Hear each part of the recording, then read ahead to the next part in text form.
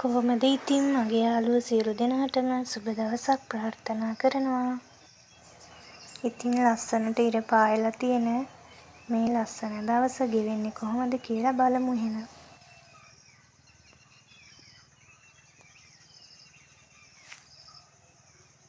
ඉතින් මගේ ගෙදර දොරකට ඉස්සරහම තියෙන කටුවනෝද ගහේ ඔන්න මේ පාර ගොඩාක් කටුවනෝද හැදිලා තියෙනවා. හරිම ගුණ පළතුරක් තමයි ඉතින් කටුවනෝද. මම මල් පැල ටිකක් ගෙනාවා පොලෙන්. බලමු මේක කොහොමද හදන්නේ කියලා. ඉතින් මම ඔය මුලින්ම හදාගන්න යන්නේ ඔය යාළුවනේ ඔතන මම ඔය හදන්නේ බෝගන්විලා පැලයක්. ඒක හදන්නේ PVC ලොකු බටයක. ඉතින් ඔතන මේ ආච් එකක් ඔය තමයි අපි හදන්න ඉන්නේ. ඒක දිගේ බෝගන්විලා යවන්න තමයි දෙපැත්තෙන්ම හදනවා. ඔතන හදන්නේ තැඹිලි පාට මල් තියෙන බෝගන්විලා පැලයක්. බෝගන්විලා වලට ඉතින් හොඳට අවුව ඕනේ මල් පිපෙන්න.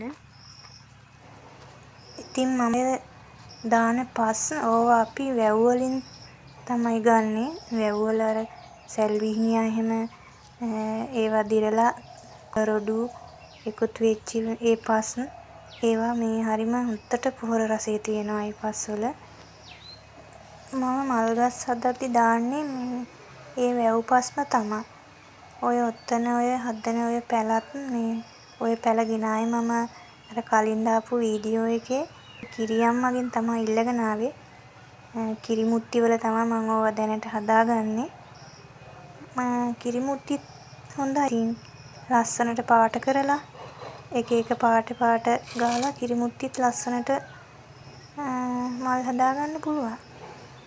කොන්ක්‍රීට් මල් පෝච්චි ඉතින් ගොඩක් ගණන්. දැන් තියෙන ආර්ථිකයත් එක්ක ගොඩාක් අයට කොන්ක්‍රීට් මල් පෝච්චි ගන්න අමාරුයි. ඉතින් මල් හදන්න නැතුව ඉන්න එපා. ඔය වගේ දේවල් වල ඔයාට පුළුවන් ලස්සනට මල් හදාගන්න. මට යාළුවනේ ගොඩාක් මල් වල නම් අමතක වෙනවා. මේ ඔය මල් වලත් මට මේ නම අමතකයි. ඔය පැල ලස්සනට ලොකු වුණාම මම ඔයාලට පෙන්නන්නම්කෝ.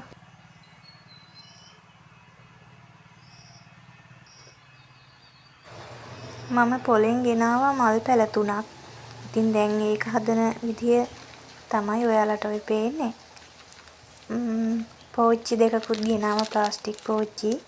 ඔය පෝච්චියක් නම් උනේ රුපියල් 130ක් වාගේ. බලන්නකෝ මම ඔය පැලේ කොහොමද හදන්නේ කියලා. වැව් පස් තමයි දාන්නේ. අපි කොහෙන් පැලයක් ගෙනාවත් ඒ පැලේ තියෙන පස් යටින් කඩලා අයින් කරන්න ඕනේ. එහෙම මේ අයින් කරපුවාම අර ඒකේ තියෙන මුල් හොඳට අපි දාන පස් වලට හොඳට මේ අල්ල ගන්නවා. එතකොට ඉක්මනින්ම මේ පැලයක් ලොකු කරගන්න රහස තමා ඒක.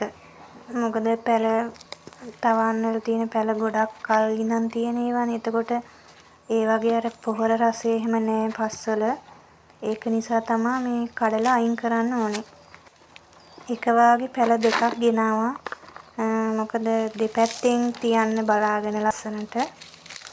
අපි මල් පැල තෝරගන්නකොට උනත් මිදුලට ගැලපෙන.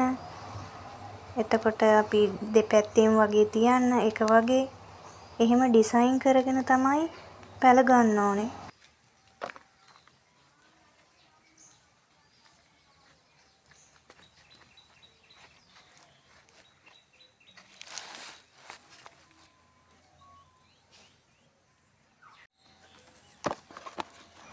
තව මං ගෙනාවා කිස්ට්‍රිනා පැලයක්.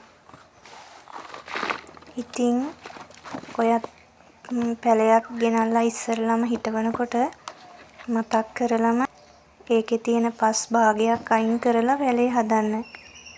එතකොට හොඳට පැලේ හැදෙනවා.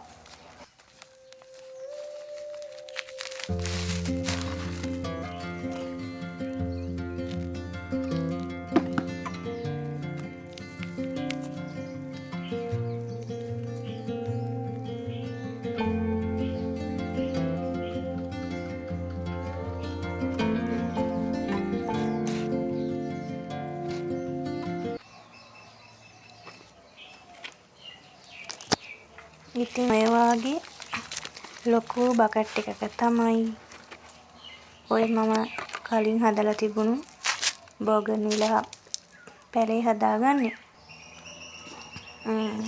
ආච් එකක යවන්න තමයි ඕක ඔය විදිහට හදාගන්නේ. ඉතින් විසි කරන බඩු භාණ්ඩවල ඔය විදිහට ඉතින් ලස්සනට මිදුලක් නිර්මාණය කරගන්න පුළුවන්. මම දාන මේ පස්වලට මම මුකුත් කලවම් කරලා නෑ. ඒවා හොඳට කොළ දිරාපත් වුණු හොඳ මේ කොම්පෝස්ට් පොහොර. එහෙනම් ඉතින් අදට ගිහින් එන්නම්. බුදු සරණයි.